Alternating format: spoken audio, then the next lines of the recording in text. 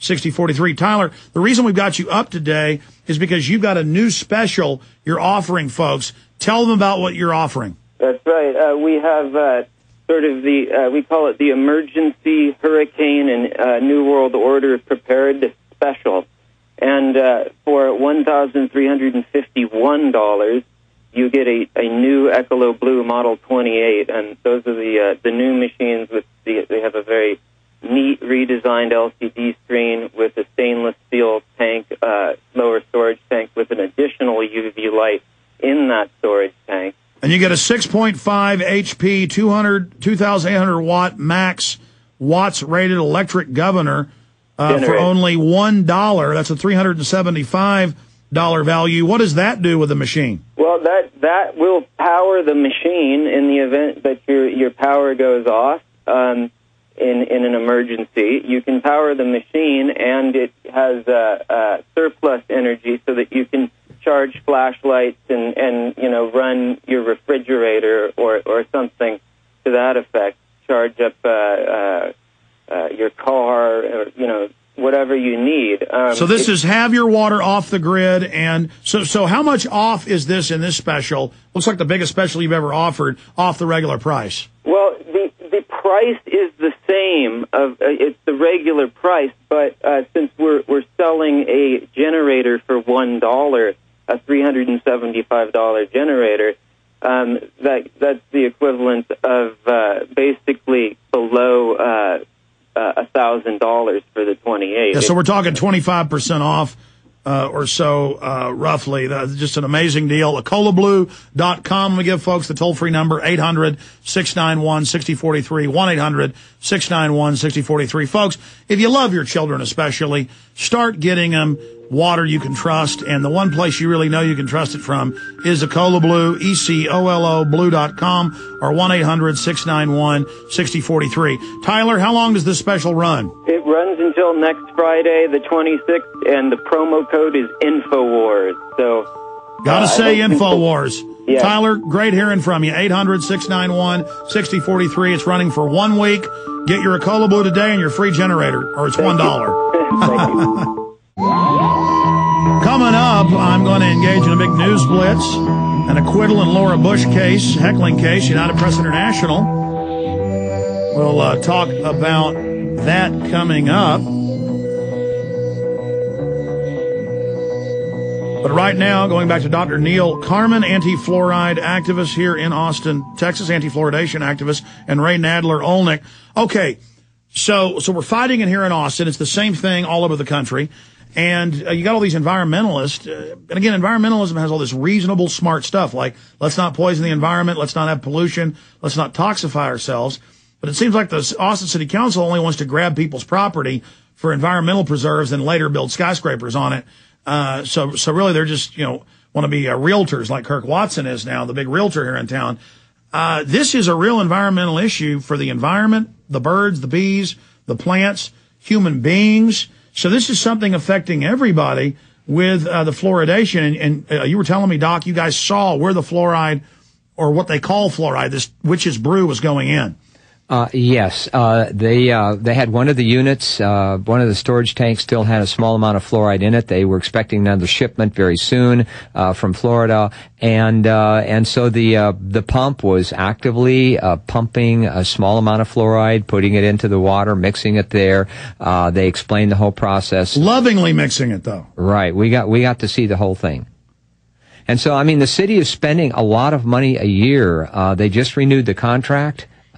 Yes. The city had a contract of which I had the cover page, but I didn't have the entire contract. And I was getting information off of the cover page, which gave some summaries. They had a contract that was set to run from March 08 through March 2010 with 3 optional 1-year extensions.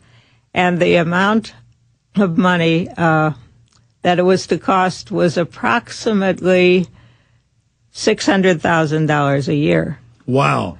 Now,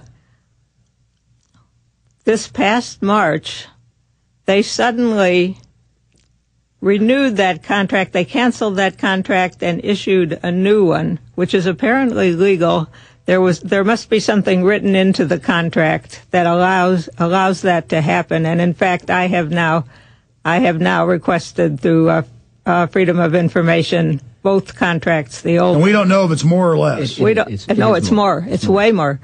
What they did, they issued a new one for an amount of approximately $700,000 for this one. This one runs from 2009 to 2011, and is that $700,000 a year or over a year? And then the 3 extensions that they're locked into, presumably, are $910,000 a year for the next 3 years. That would be starting. So we mean 2011. Millions and millions of dollars, and they admit this is the toxic waste of fertilizer production, aluminum purification, and nuclear weapons production, and they would have to pay to put this in mine shafts in Utah or Nevada.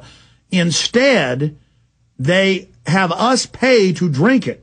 Yes. You know it's not going to go down, and in fact, I subpoenaed some documents, and wow, you're really getting busy. Wow. I am getting busy. This is all new to me, and I'm learning as I go. And the reason given for this by Lucier was that their own supplier, which is Mosaic, the actual manufacturer, had suddenly doubled their price. Just overnight, they doubled it. So Lucier was kindly going to pass on a little less of that cost. They wanted an increase in 37%. So everybody else is losing their jobs, they're taking pay cuts, the economy's imploding, and they're going, hey, we got some toxic waste. Hey, the suckers in Austin and every other city, we're doubling it. How about triple? How about we all sell our houses and become homeless, and we'll pay $10 billion for the toxic waste? I mean, see, it's just like with the banks, how we're paying them $14.8 trillion of our money to go loot the world, and then we pay interest on the money that taxpayers are going to pay.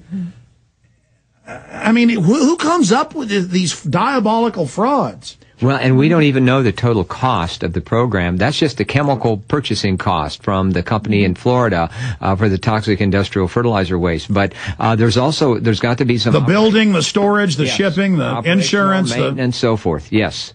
It has to be very expensive. I mean, we figure it's got to be over $1 million a year. This is some estimates we've seen from other cities around the country where the cost of the chemical is maybe 50 to 60%. Then these corrosive chemicals eat up your pumps and equipment, pipes. So they got to have insurance policies. Right. And the workers have to be very careful. So that was the reason why recently the city of Elgin, which is just northeast of Austin on 290, voted not to continue fluoridation anymore, and so did Alamo Heights on the north side of San Antonio. Well, yeah, that's the point I was going to make. San Antonio anti-fluoride group has really been one of the biggest in the country. And in closing, we are having victories. We can affect change if people get involved and point out what a ridiculous fraud this is. Yeah, there's actually a list of over 212 U.S. cities that have now shot down fluoridation, artificial water fluoridation. There is a lot of money on the other side, and that is really the sum and substance of it, and people are deep, deep in denial. For instance, the CDC, who can advise against giving fluoride to infants and at the same time insist vehemently that it's one of the 10 greatest public health measures of the 20th century. That's what I was going to say. How can they say don't give it to infants, it hurts their brains and bone development? That's admitted now, official government. But then when you go in the store, it's give fluoride to your kids. I mean, it's not just that they don't care and are making money. There's a very sick agenda here. Oh, yeah. Because we know the neurological effects it has. That's a fact. And, they can make all the Dr. Strangeloves they want making fun of us. I have the reports from major universities, we've read them on air, where they knew the University of Texas in the 30s had studies on fluoride and its effects on the brain.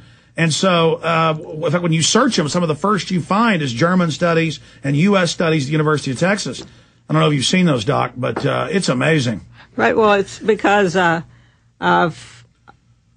fluorine or fluoride compounds as a flux for smelting was very, very important to the war effort. Steel and aluminum and uranium all require large amounts of calcium fluoride or sodium fluoride in their process. And it's cost prohibitive